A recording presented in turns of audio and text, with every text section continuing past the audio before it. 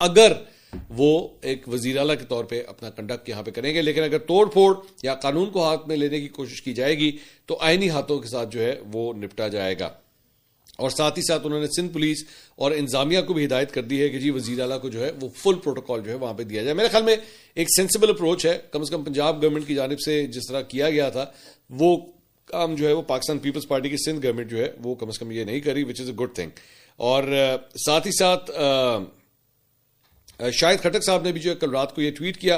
उन्होंने कहा जी कराची में जलसे की इजाजत मिल गई है, कुछ ही देर में बाग जिना पहुंच रहा हूं, कराची वालों तैयारी पकड़ो।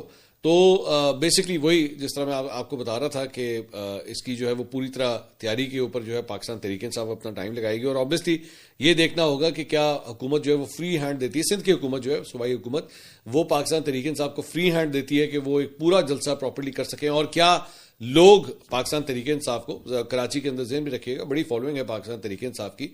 और जब इमरान खान साहब की हुकूमत थी तब तो ये काफ़ी सीटें वहां से जीते थे, लेकिन अगली दफ़ा जो है वो कामयाबी वो रिपीट नहीं हो सकी थी। और कराची की तंजीम जो है इस वक्त पाकिस्तान तहरीक इंसाफ की वो वैसी बड़ी तितर बितर हो चुकी है। बहुत बड़े बड़े नाम जो पाकिस्तान तहरीक इंसाफ के कराची से ताल्लुक रखते थे, असद उमर साहब हो गए, फैसल वाडा हो गए, अली जैदी साहब हो गए, इमरान इस्माइल साहब हो गए, ये तमाम लोग जो हैं या तो पार्टी को छोड़ चुके हैं या इस वक्त इनएक्टिव हो चुके हैं। तो अब क्या कोई बड़ा शो करने में पाकिस्तान तहरीक इंसाफ कामयाब होती है या नहीं, that is the biggest question. दूसरी बात यह जनाब, वजीर आला खैबर पख्तूनख्वा सुहेल आफरीदी ज़ाब्ता अखलाक वर्जी केस की समाअत के लिए जो है वो मुकर्रर हो गया है। 13 जनवरी को जो है अब इस केस की जो है वो समाअत होनी है। इलेक्शन कमीशन ने जो है उनसे तहरीरी जवाब जो है वो तलब किया हुआ है, देखते हैं उस सिलसिले में जो है वो क्या डेवलपमेंट होती है।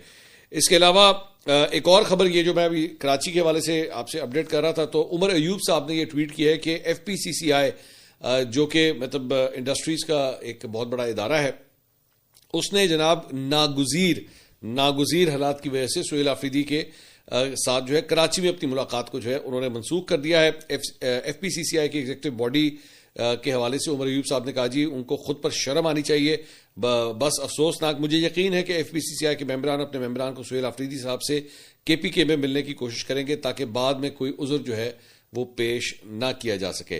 तो ये एक मुलाकात जो है सुहेल आफरीदी साहब की जो प्लान थी वो कम से कम कैंसिल हो गई है। दूसरी जानिब पंजाब में डिफेमेशन कोर्ट इस सिलसिले में पहला केस जो है वो दायर करने की जनाब इस वक्त तैयारी हो रही है। और वजीर इत्तलात अज़मा बुखारी साहबा जो है वो पहला केस डेफेमेशन का जो है वो इस वक्त जो है वो तैयारी कर रही हैं उसे फाइल करने की। और वो फाइल किसके अगेंस्ट कर रही है जनाब, अपोजिशन लीडर पंजाब मोइन कुरैशी साहब, उनके इल्जामात के हवाले से जो है उनके खिलाफ ये केस फाइल करने की तैयारी हो रही है। और अज़मा बुखारी साहब ने कहा है कि जी मेरे ऊपर जो है इन्होंने झूठे और हतकआमेज इल्जामात लगाए हैं, मैं उन्हें नहीं छोड़ूंगी। मोइन कुरैशी साहब ने जो है कहा था कि जी वज़ीर आला खैबर पख्तूनख्वा से सवाल करने वाले जो है वो अज़मा बुखारी साहबा के पेड मुलाजिम थे। तो इसके ऊपर जो है वो अज़मा बुखारी साहबा ये डेफेमेशन का केस जो है वो आके ले जाना चाहती हैं। इसके अलावा सीनियर सहाफ़ी इमरान शफकत साहब ने जो है एक खबर शेयर की है अपने वीलॉग में। उन्होंने कहा है कि जी चंद रिटायर्ड जनरलों ने army chief field marshal Asim Munir से मुलाकात की और इसमें रिटायर्ड जनरल खालिद मकबूल और रिटायर्ड जनरल गुलाम मुस्तफ़ा भी जो है वो शरीक थे। उन्होंने अपने वीलॉग में पहले ये खबर क्लेम की। उन्होंने कहा कि जी मुलाकात में रिटायर्ड जनरलों ने इमरान खान की सिफारिशें की, बहुत कुछ कहा कि जी पाकिस्तान की खातिर ये हो गया वो हो गया, जाने दें, मुल्क रुका पड़ा है, कोई रास्ता निकाला जाए, माफी तलाफी की जाए। जब सबने ये कुछ कह दिया तो आखिर में फील्ड मार्शल आसिम मुनीर ने एक जुमला बोला और उसके बाद मीटिंग जो है खत्म हो गई। आसिम मुनीर साहब ने अकॉर्डिंग टू इमरान शफकत साहब कहा कि आप सब हजरात मेरे सीनियर हैं, मैं आपको एक मशवरा देता हूं कि आप सब अपनी अपनी पेंशनें छोड़े और जाकर पाकिस्तान तहरीक इंसाफ के प्लेटफॉर्म से सियासत करना शुरू कर दें। ये कह के फील्ड मार्शल आसिम मुनीर जो है उसके बाद चले गए। ये इमरान शफकत साहब ने अपनी खबर में क्लेम किया। लेकिन बाद में जिन्हें गुलाम मुस्तफ़ा ने जो है वो इनके इमरान शफकत साहब के इसी वीलॉग का लिंक शेयर करके ट्वीट किया। उन्होंने कहा don't know of any such meeting and therefore never attended one, mister Imran Shafqat must check his sources for their credibility. बाद में इमरान शफकत साहब ने जवाबी ट्वीट किया। उन्होंने कहा जी जनरल गुलाम मुस्तफ़ा साहब एक क्रेडिबल शख्सियत हैं, इसलिए उनकी बात को फोकस देता हूं और अपने सोर्स की खबर पर इसरार नहीं करता। तो ये एक मुलाकात के हवाले से पहले उन्होंने क्लेम किया था, लेकिन उसके बाद जब इसका डिनायल आया तो उन्होंने कहा जी मैं इसको जो है मजीद कंटेस्ट नहीं करना चाहता। इसके अलावा पंजाब की एक्सप्रेस ने यह रिपोर्ट किया है कि जी पंजाब की सूबाई हुकूमत ने मुताद्दिद सरकारी डिपार्टमेंट्स में डाउन साइजिंग करने का फैसला करते हुए उसके लिए 5 रुकनी कमेटी जो है वो तश्कील दे दी है। हुकूमत पंजाब की जानिब से जारी नोटिफिकेशन के मुताबिक मुताबिक डिपार्टमेंट्स में मुलाजमीन की कमी के लिए जायजा लेने के लिए एडिशनल चीफ सेक्रेटरी पंजाब की सरबराही में 5 रुकनी कमेटी कायम कर दी गई है।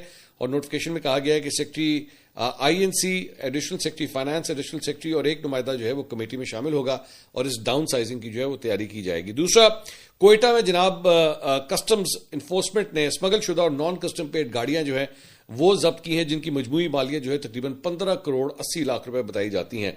और इन जब्त की गई गाड़ियों के अंदर जो है वो बुलेट प्रूफ गाड़ियां भी शामिल हैं।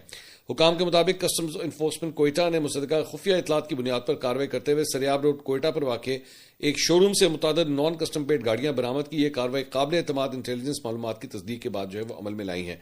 वैसे इसकी जो अमाउंट है 15 करोड़ 80 लाख, मेरे लिए तो एक बहुत छोटी अमाउंट है, जितनी कोई बड़ी तादाद में नॉन कस्टम पेड गाड़ियां इन इलाकों के अंदर सफर करती हैं।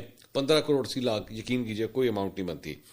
इसके अलावा फील्ड मार्शल आसिम मुनीर से बांग्लादेश के एयरफोर्स के chief of air staff air chief marshal Hasan Mahmood Khan ने जो है वो मुलाकात की है। ISPR के मुताबिक मुलाकात के दौरान बाहमी दिलचस्पी के अमूर, इलाकाई सलामती की सूरत हाल और दो तरफा दिफाई और अस्करी ताउन को मजीद मजबूत बनाने के इम्कान के ऊपर जो है वो तबादला ख्याल किया गया है। दूसरा, बलूचिस्तान में जनाब सिक्योरिटी फोर्सेज ने ऑपरेशन के दौरान एक बड़ा दहशतगर्द साजिद अहमद जो है उसे गिरफ्तार कर लिया है और उससे असलहा भी बरामद किया गया है।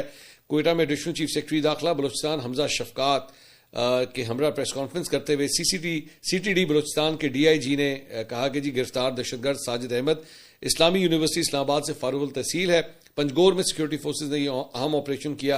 उन्होंने कहा कि दहशतगर्द साजिद पंजगोर से तुरबत की तरफ भारी मिकदार में असलहा मुंतकिल कर रहा था। गिरफ्तार दहशतगर्द सोशल मीडिया पर कलदन तंजीमों को मवाद नशर करने में मरकजी किरदार जो है वो अदा कर रहा था जब ये गिरफ्तारी जो है वो हुई है। इसके अलावा एक ये वीडियो फुटेज जो है वो सामने आई है और ये जनाब बताया जा रहा है कि पाकिस्तानी फौज ने इसी हफ्ते स्पेन वाम शुमाली वजीरिस्तान में जो है वो ये ऑपरेशन किया था। और इस ऑपरेशन के अंदर जो है इस फुटेज के अंदर देखा जा सकता है कि क्वाड कॉप्टर, मुसल्ला ड्रोन्स और जमीनी अफवाज ने जो है वो 6 दहशतगर्दों को खत्म किया। ये फुटेज अगर आप गौर से देखें तो मुख्तलिफ एरियाज के अंदर जो है वो मुख्तलिफ हथियारों को इस्तेमाल करते हुए इन दहशतगर्दों को जो है निशाना बनाया गया। और यही बेसिकली जो DG ISPR ने पिछले दिनों प्रेस कॉन्फ्रेंस की थी, जिसमें उन्होंने कहा था कि जी इंटेलिजेंस बेस्ड ऑपरेशन जो है वो चल रहे हैं दहशतगर्दों के खिलाफ। और वजीरिस्तान के अंदर जो है ये जो रिसेंट ऑपरेशन हुए हैं ये उसकी फुटेज है जिसमें दहशतगर्दों को जो है वो इस तरह टारगेट किया गया है। कहीं पे वो छत के ऊपर नजर आ रहे हैं या पनाह लेते हुए जो है वो नजर आ रहे हैं। दूसरा, इंडिया के लिए जनाब बड़ी बुरी खबरें हैं और वो खबर यह है कि जनाब अमेरिकी सदर डोनाल्ड ट्रंप ने रूस से तेल खरीदने वाले मुल्कों के ऊपर 500% टैरिफ लगाने की जो है वो हिमायत कर दी है। और नए टैरिफ का बिल अमेरिकी सेनेटर ने पेश किया जिसकी सदर ट्रंप ने हिमायत कर दी और बिल की मंजूरी जो है अगले हफ्ते होने का इम्कान है। इंडिया के लिए यह बहुत बड़ी मुसीबत है क्योंकि ऑब्वियसली अगर अमेरिका इतने बड़े टैरिफ जो है वो लगाने जा रहा है तो पहले ही इन्होंने कम कर दिया हुआ है। यह बताया गया है कि इन्होंने रशियन ऑयल लेना जो है कम कर दिया।